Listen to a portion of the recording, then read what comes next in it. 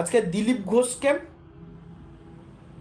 গুরুত্ব দিচ্ছে অমিত শাহ। কেন জানেন? এই অমিত শাহ ভালো করেই জানে, যদি কিছু পারে এই ওয়েস্ট বেঙ্গলে যদি দিলীপ ঘোষ ছাড়া আসন জেতা সম্ভব নয়। দিলীপ ঘোষের অনেক পুরনো কর্মী যারা বসে গেছে বলতে গেলে, যারা অনুগামী ছিলেন, দিলীপ ঘোষের তো অনুগামী এখনো আছে।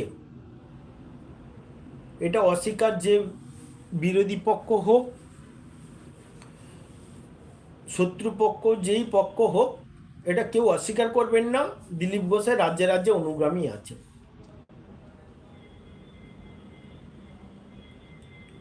শুভেন্দু অধিকারীর চোখের সামনে আজকে অমিত শাহ দিলীপ ঘোষকে